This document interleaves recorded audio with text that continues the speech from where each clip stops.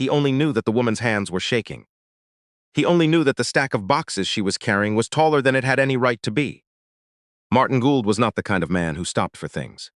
He was 61 years old, a senior partner at Gould & Associates in downtown Halifax, and he had spent the better part of 4 decades training himself not to pause when the world asked him to. There were files waiting. There was always something waiting. He walked with the particular efficiency of a man whose time had, for a very long time, been billed by the hour. But he stopped. He stopped because the stack of boxes lurched to the left and the woman carrying them made a small sound. Not quite a gasp, not quite a word, and he could see that the bottom box had a corner folding under from the wet. It had been raining since Tuesday.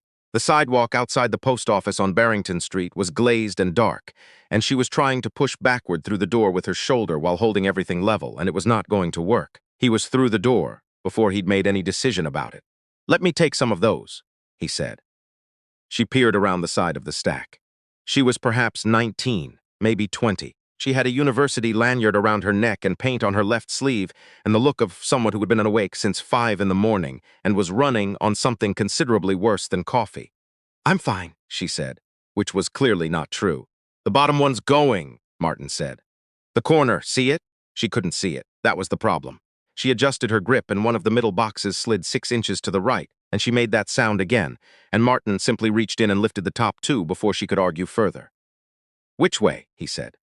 She looked at him for a moment, the way young people sometimes look at strangers who offer help, a flicker of calculation, a weighing of risk, and then she nodded toward the street. "My car's just down, the blue one. I'm sorry. I should have made 2 trips." "It's fine," Martin said. "Lead the way." They walked together down the wet sidewalk. The boxes were lighter than they looked, full of something papery, folders maybe, or pamphlets, but there were enough of them that the woman, whose name he didn't know yet, was still clearly relieved to have the weight halved. She walked quickly, the way people walk when they're embarrassed to have needed help. Martin matched her pace without thinking about it. "Are you mailing all of these?" he asked. "Dropping them off. For a community thing." She glanced sideways at him. "I run a program, after school, for kids in the North End." "What kind of program?" "Reading, mostly. Some art." She shrugged with her free shoulder. "We do what we can with what we have." Martin said nothing to that, but he noticed it. The car was a decade-old Civic with a cracked side mirror and a parking notice tucked under the wiper that she pulled free with one hand and looked at with the specific expression of someone who has received a parking notice so many times that it barely registers anymore. She unlocked the trunk, and they loaded the boxes in, and she turned around and looked at him properly for the first time. "Thank you," she said. "Seriously, I was about to dump the whole thing." "It happens," Martin said. "I'm Kara," she said. "Kara Sutton Martin," he said. He didn't offer the last name. He rarely did outside of a boardroom. She smiled. A real one, the kind that reaches the eyes. And then a gust came off the harbor, and she pulled her jacket tighter, and he noticed that the jacket was not quite adequate for November in Halifax, and that there was a hole worn through the right elbow. "Well," she said, "I hope your afternoon's better than mine." She got into the car. He watched it pull away. Then he put his hands in his coat pockets and stood there on Barrington Street for a moment longer than was strictly necessary. He went to his meeting. He sat through 90 minutes of contract language and commercial lease disputes and a disagreement about a clause that had been disagreed about for going on 6 weeks now, and he said the things he was supposed to say, and the meeting concluded, and his associate Derek asked him if he wanted to grab a coffee before heading back to the office, and Martin said no. He had something to do. He wasn't sure, walking back down Barrington Street, what that something was. He found himself outside the post office again, then past it, then at the corner where Kara Sutton's blue Civic had been, which was now just a wet stretch of curb with a pigeon on it. He stood there for a moment, and then he felt slightly foolish and started walking back toward his office, which was 2 blocks north and 4 floors up in a building with his name on the directory. It was the jacket, he thought. Or not the jacket, exactly. It was the thing she'd said. "We do what we can with what we have." She'd said it the way people say things they believe completely and have stopped expecting anyone to be impressed by. His assistant, Louise, looked up when he came in. "How was the meeting?" "Inconclusive," Martin said. "Louise, do you know anything about after-school programs in the North End?" "Reading programs, that kind of thing?" Louise considered this. "There's a few. There's the one through the library. And I think there's a community one. Someone was posting about it in the neighborhood Facebook group." "Why? Just curious," Martin said. Louise had worked for him for 14 years.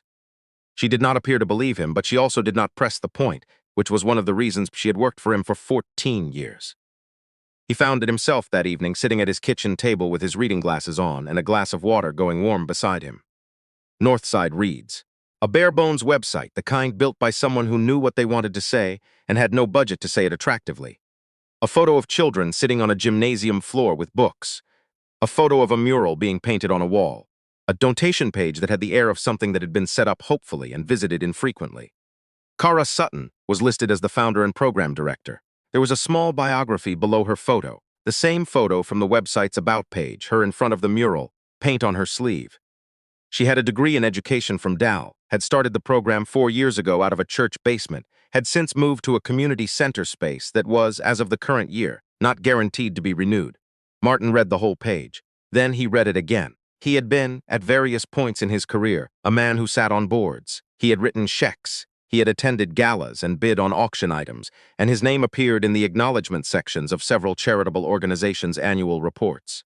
He knew how these things worked. He knew the machinery of generosity, its forms and its tax receipts.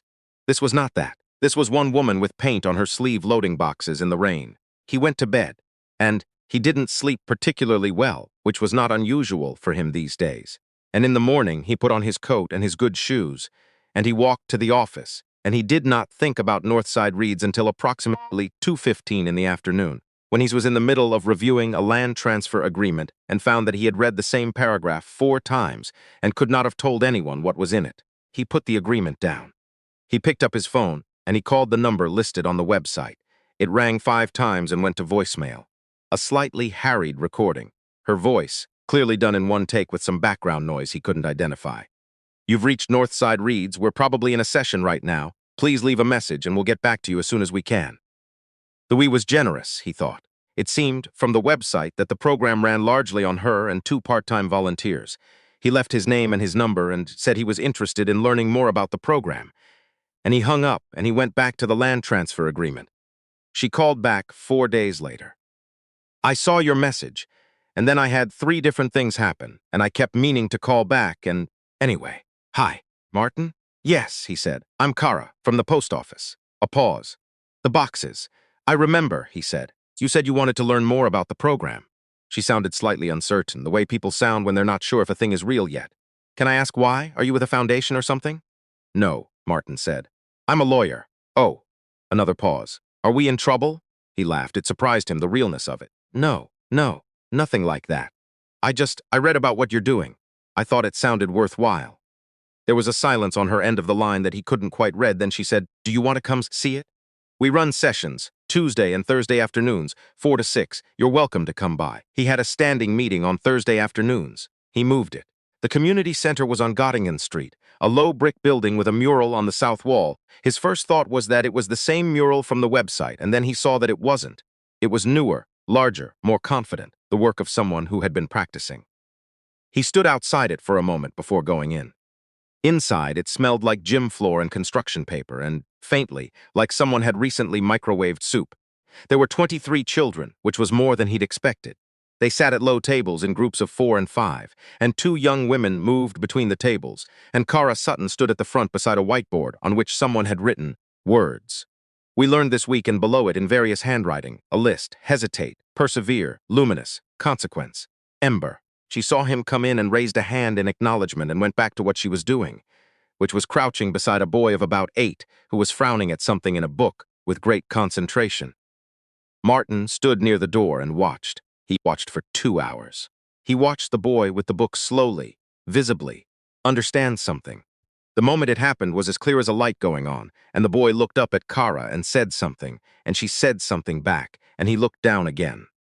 Differently now, with the particular focus of someone who has found the handle of a thing they couldn't find before. He watched a girl at the back table draw something in the margin of her notebook, and then look at it, and then show it shyly to the girl beside her.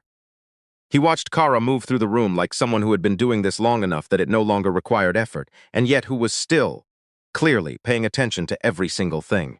When the session ended and the children began gathering their bags and coats, she came over to where he was standing. "Well," she said, "what do you think?" "I think," Martin said, "that you need a better photocopier." She blinked, then she laughed. "The one we have jams if you try to do more than 20 pages at a time. And the tables are the wrong height for the younger ones." I noticed the boy in the blue sweater had to hunch. She was looking at him with an expression he couldn't immediately name. "You were paying attention." "It's what I do," he said. They sat, after the children had gone, at one of the low tables, both of them slightly too large for the chairs, and she told him about the program, how she'd started it. Because she'd done a practicum placement in a North End school and seen what happened to the kids who fell behind in reading in grade 2 and never quite caught up. How the church had been generous, but the basement had flooded twice. How the community center was good, but the lease was month to month now, and she'd been told, unofficially, that it might not be renewed in the spring because the city had other plans for the space. "How many kids are on your wait list?" he asked. She hesitated. 31. He looked at the room. The whiteboard with luminous and ember on it, the stacked chairs, the ancient photocopier in the corner, which even from here looked like a machine that had given up and simply not yet been informed of this. "What would it take?" he said carefully. "To do this properly? Stable space, proper equipment, a second full-time person?" She gave him a number. It was, by the standards of what Martin Gould moved around in his professional life, not a large number.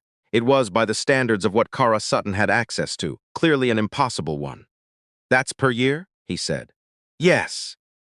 He nodded slowly. He looked at his hands on the small table. "I'm not asking because I want something. I'm not representing anyone. I'm not scouting for a foundation or building a profile. I'm asking because I came in here this afternoon and watched 30 children learn things, and I think that's—" He paused. "I think that matters. And I have resources that you don't, and I think it would be wasteful not to try." She was quiet for a moment. "You barely know me," she said. "It wasn't an accusation. It was careful, factual. I know that you're at a post office in the rain with more boxes than you can carry because you're trying to reach families who might sign their kids up for a reading program. I know you run your sessions on Tuesday and Thursday, which means you gave up your Thursday evenings. I know you have 31 children on a wait list and you're still showing up." He looked at her. "I know enough." She looked down at the table. There was still paint on her left sleeve. Not the same paint, he thought, just the same sleeve, the same jacket. He thought about the elbow. "I've had people offer before," she said quietly. It doesn't always stay what it was when they offered." "I know," he said. "I've been on the other side of that. I know how it goes." He was quiet for a moment. "I'm not asking you to trust me. I'm asking you to let me try to be useful. You can hold me to that." She looked at him for a long moment. Outside, a streetcar went by on Göttingen, and the light in the room shifted slightly. "Okay," she said. It was not a grand moment. There was no particular music in it. Just the word, offered plainly, by a woman who had learned to be careful and had decided, just this once, to be something else. Martin Gould was, as it turned out, very good at being useful. He knew a property lawyer who knew the city's community space allocation process better than the city employees who administered it. He knew what questions to ask, and when to ask them, and how to make clear, without saying anything that could be called a threat, that the answer to certain questions was going to matter to a number of people who paid attention to such things. He had, over 30-some years, accumulated the kind of relationships that exist in the precise space between friendship and obligation, and he had never particularly cared to use them for anything personal. He used them now. By February, Northside Reeds had a 2-year lease in a renovated space in a eroded building 2 blocks from where they'd been. The space had good light and tables at the right heights and a photocopier that had been manufactured in the current decade. He didn't announce any of it. He didn't ask for a plaque or a naming opportunity or a mention in the newsletter. Louise, who had figured out more or less what was happening around week 3, looked at him one morning over the rim of her coffee cup and said simply, "Good," and that was the only acknowledgement he wanted. Kara called him when the lease came through. Her voice had a quality he hadn't heard in it before, something lighter, less braced. "I don't know how you did this," she said. "You don't need to," he said. "How's the wait list?" "Down to 12, she said. "We hired someone, part-time for now, but—" She stopped. "Martin, thank you, I mean it. Keep going," he said. "That's all I want." He visited again in March on a Thursday. The new space was warm and the windows faced west, and in the late afternoon the light came in golden and low across the tables where the children sat. He stood near the door again, the way he had in November. Kara was at the whiteboard. The words this week were resilient, threshold, illuminate, belonging. The boy in the blue sweater was there. He was sitting at a table that was the right height now, and he was reading with his back straight and his head up, and Martin watched him for a moment. The quality of his attention, the ease of it. So different from the hunched concentration of November. The boy didn't know he was being watched. He was just reading.